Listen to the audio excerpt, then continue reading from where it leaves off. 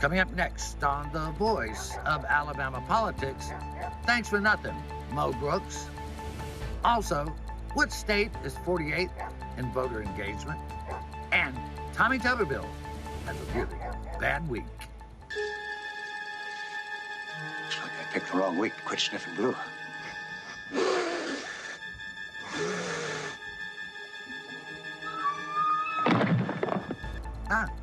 Maybe he's a stoner and not just a stone cold racist.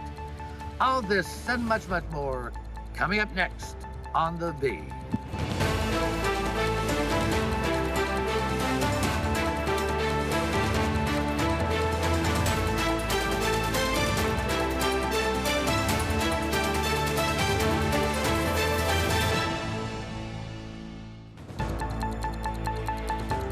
Welcome to the Voice of Alabama Politics, where we tackle the tough issues so you have the hard facts. I'm your host, Bill Britt, and today I'm joined by Susan Britt, research guru extraordinaire, and Angie Horn, Republican consultant and strategist.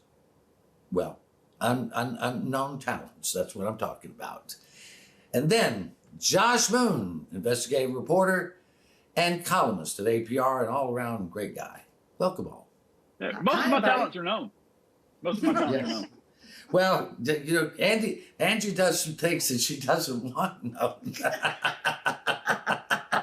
That's what I've heard. No idea of what you speak. I have no idea of what I speak either half the time, so there you go.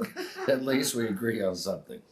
Hey, you know, our politicians have a way of making national news.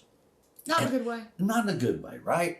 But this past week, Tommy Tuberville, I have to say, has had a very bad week, and it's not looked so hot for Alabama because at a Trump rally in Nevada, he went after, I think he meant to go after Democrats, but basically what he did was kind of go after black folks, and he insinuated that the Democrats wanted crime and they wanted to reward people with crime, and that these people expected reparation for something. And he, you know, I mean, he's never come out and explained himself, but he got called pretty much every racist meme there is out there, Susan. He did, and deserved it well. I've lived all over lived in different places in the country, and I always had to kind of explain Alabama.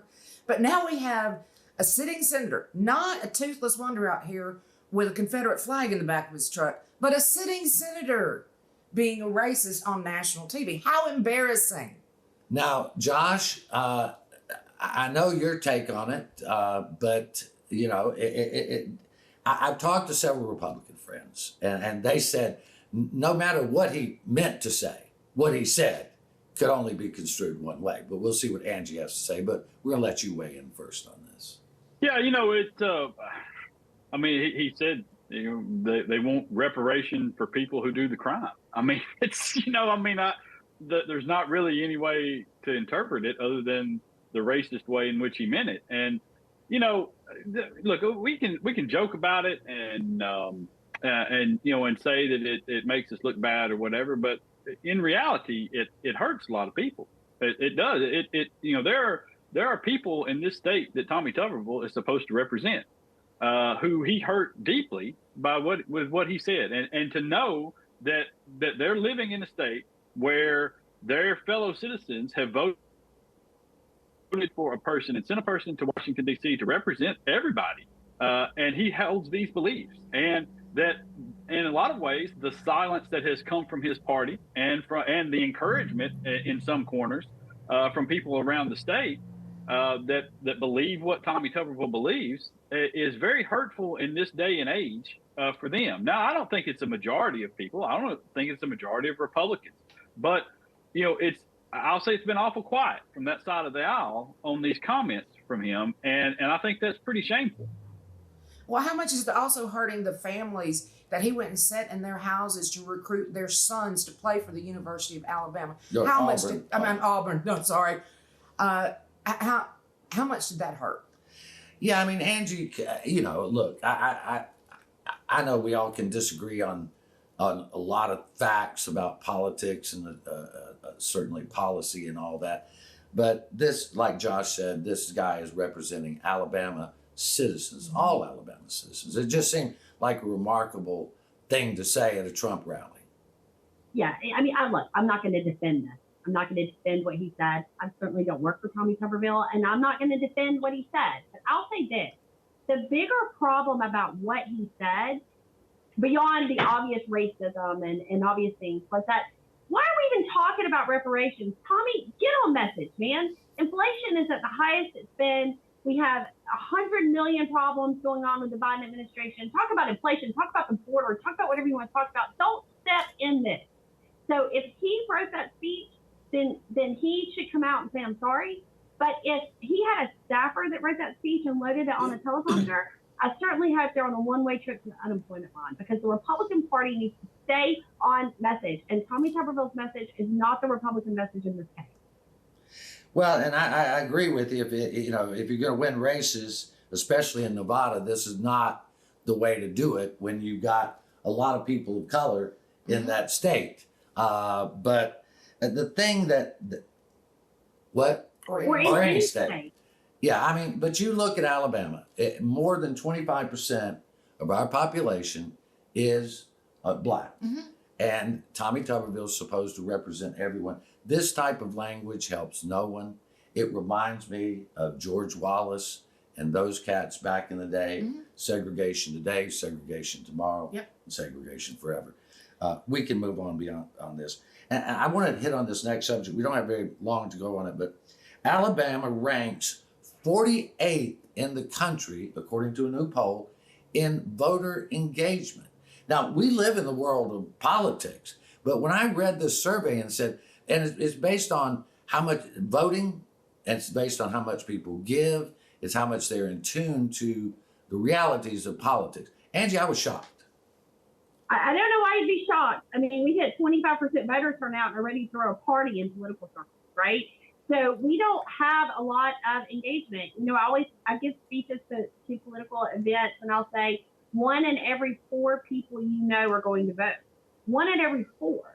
And so I think this falls on an issue in Alabama that can only be fixed by individuals in their homes taking their children and their grandchildren to the polls and showing them how important this is. This is the fabric of our democracy, because those who win are those who show up.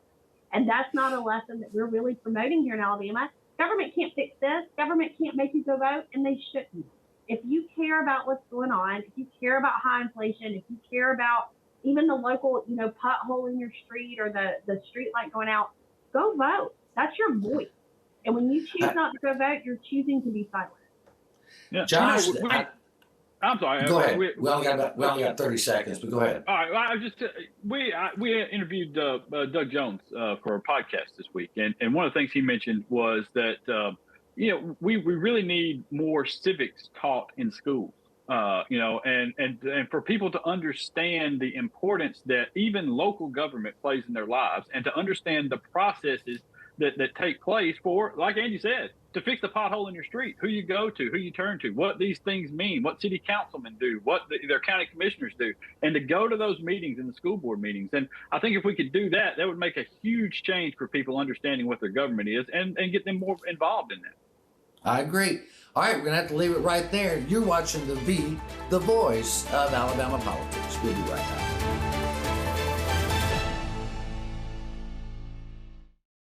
I'm Donald Trump, and I love Alabama. As many of you know, there are few issues facing our nation as important as election integrity and election fraud.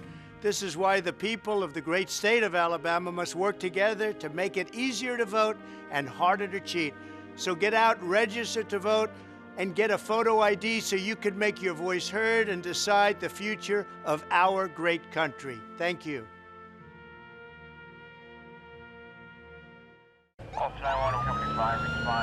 There seems to be a new wave of aggressive driving lately. You see those people, they are the ones that are tailgating other people because they have to get to their destination now. Weaving in and out of traffic, looks like they could care less about who's around them. There's no one else on the roadway. They're the only one there. Aggressive driving can be the difference between life and death. All because somebody thought they needed to be the front of the line and get there first. slow down. Don't be the reason that someone else doesn't go home tonight. My dog Jupiter is frightened when I climb too high, the owl said.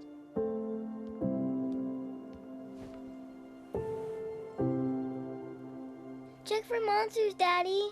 I did, honey. There are no monsters. You're perfectly safe.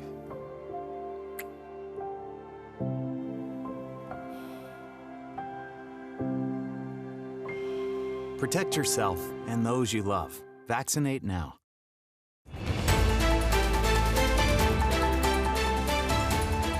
Welcome back to The V, the voice of Alabama politics. Recently, Susan, Congressman Mo Brooks, the failed Senate candidate, went on a rant on radio talking about how Richard Shelby, our senior senator getting ready to retire, is the reason why the United States has the highest, why we have high deficits and high inflation, all this. He blamed it all on Richard Shelby. This is why we have a $31 trillion deficit, is all laid at the feet of Richard Shelby. Well, if it were for Mo Brooks, we wouldn't have anything in Alabama. Things like running water, electricity, whatever. I mean, he did nothing while he was there, but my favorite was... Well, this is from Senator... Former Senator Gerald Dial said in an op-ed, thanks to Mo Brooks for 40 years of nothing but getting a post office named in Alabama to show for it. And the greatest progressive city of Huntsville will be a ghost town covered in kudzu. And he's absolutely right, because Mo Brooks voted against every bill that had to do with helping his own district in Huntsville. What can we say about Mo Brooks, Josh?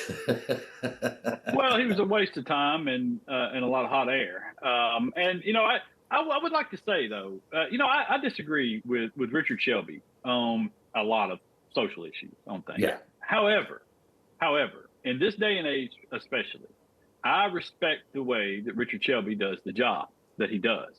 And I believe that if more people would do the job the way that Richard Shelby and John McCain and a lot of other statesmen go and handle and perform that job, take it seriously, understand the needs of their districts, understand what the voters in their districts want, talk to them, and bring home these funds. Because listen, you can rant and rave about this all you want to. If Huntsville hadn't got all the defense contracts up there, they would have gone to somebody else.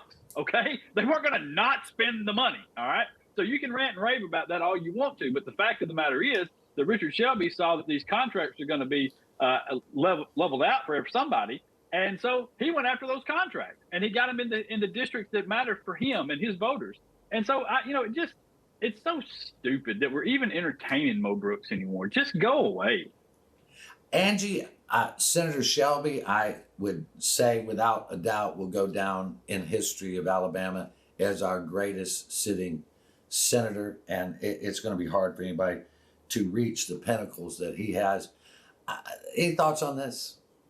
Yeah, so I have an 8-year-old son. I talk about him a lot, and one of the things I've always taught him since he started playing soccer at 4 years old was, when you win, it's great, but when you lose, you have to lose with the same dignity you would have if you win.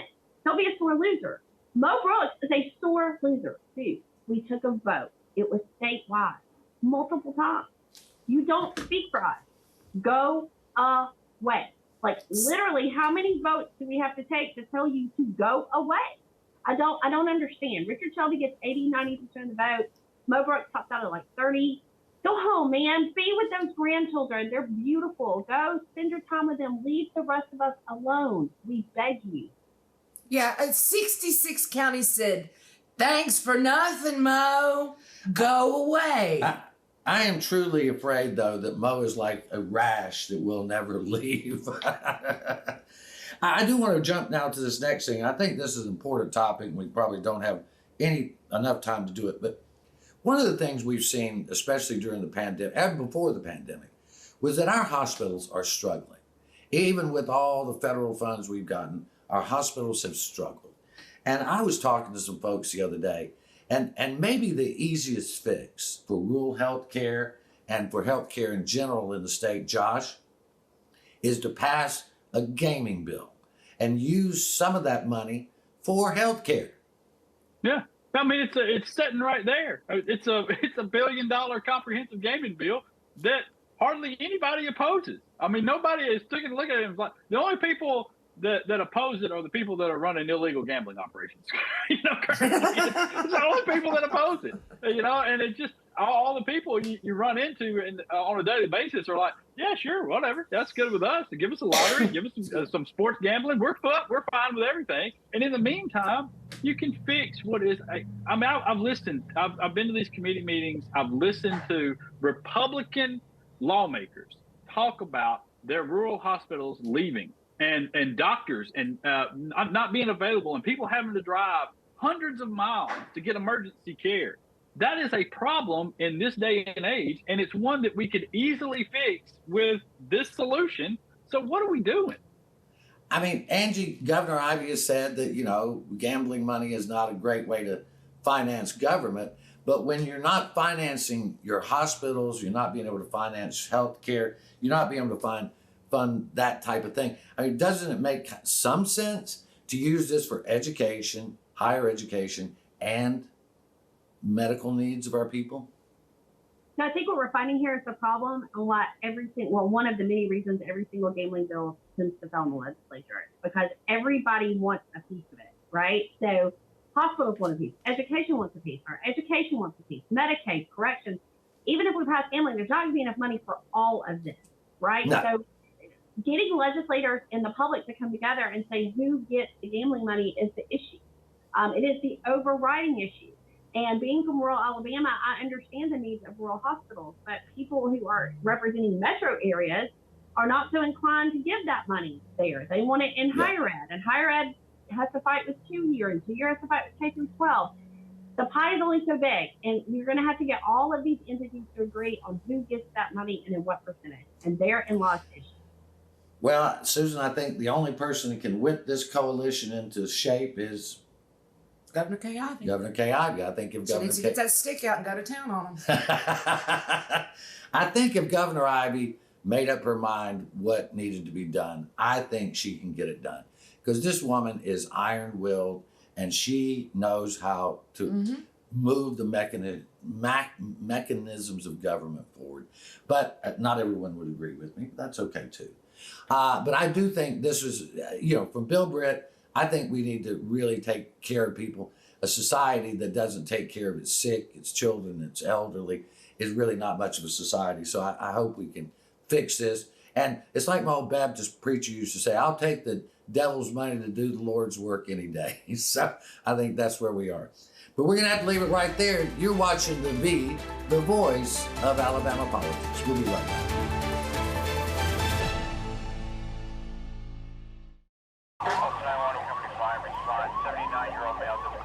Throughout my career, I've seen many crashes, and a lot of the fatalities are from people who haven't worn their seatbelt. Cars have rolled over multiple times. I've had people end up in lakes, ravines. I've been looking for people in the woods for a couple hours before. Usually just about every bone in their body is broken, their organs have ruptured, and typically they die. You want to save a life, just simply click a button and put the seatbelt on. Seatbelts really do save lives. There was an old woman who lived in a shoe. She had so many children, she didn't know what to do.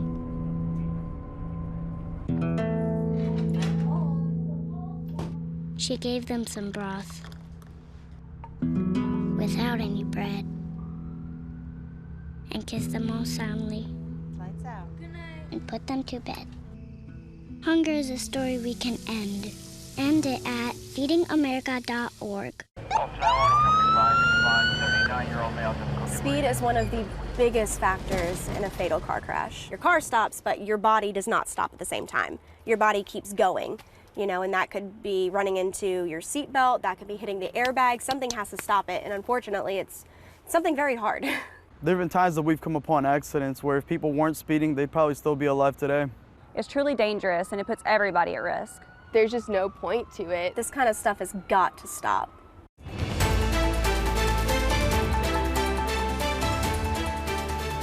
Welcome back to the voice of Alabama politics.